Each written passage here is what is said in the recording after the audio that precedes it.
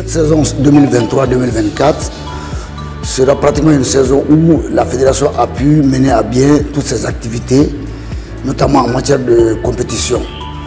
Pour une des rares fois, le championnat va prendre fin au plus tard vers la fin de ce mois de mai, ce qui va être une première dans l'histoire du football malien.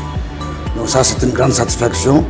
Et pour une des rares fois aussi, la finale va se jouer pratiquement en fin mai, début juin, parce que nous avons prévu de le jouer le 1er juin. Les compétitions de couple là sont toujours indécises.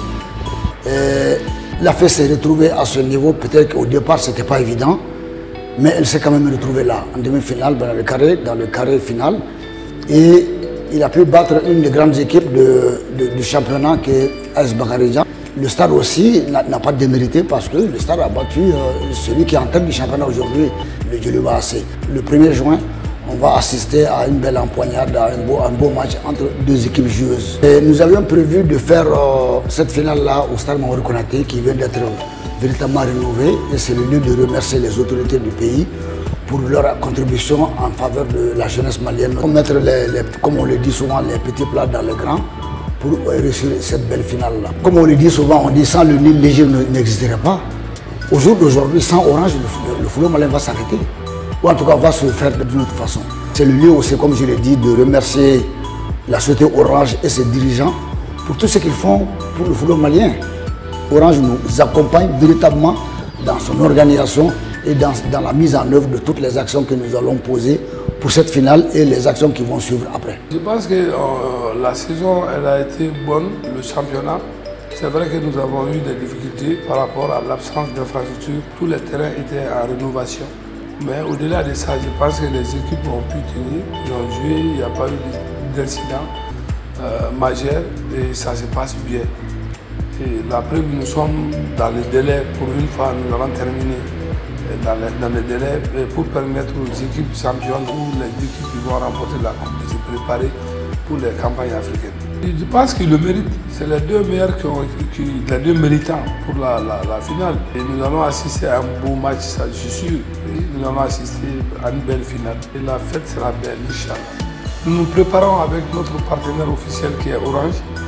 Je pense que c'est Orange qui est au cœur de notre dispositif en termes de sponsoring.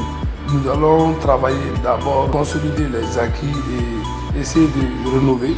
Nous allons bien travailler avec Orange et pour pouvoir continuer à rénover et à faire plaisir au public sportif malien. Je peux dire que sans Orange, ça va être difficile que le championnat malien, le football malien puisse continuer à réussir. C'est l'occasion de le remercier et que nous sommes très contents du partenariat. Le football malien marche aujourd'hui grâce à Orange. Ce n'est pas seulement au niveau du championnat national ou de la Coupe du Mali, comme au niveau de l'équipe nationale. Je pense que le partenariat, nous sommes très contents. Nous, fédération, nous, le public sportif malien, et bravo pour Orange. Je pense que c'est une entreprise citoyenne. Cela fait maintenant plus d'une dizaine d'années qu'Orange Mali est le premier partenaire de la Fédération malienne de football, le sponsor officiel du football malien. Un partenariat fécond, un partenariat gagnant-gagnant.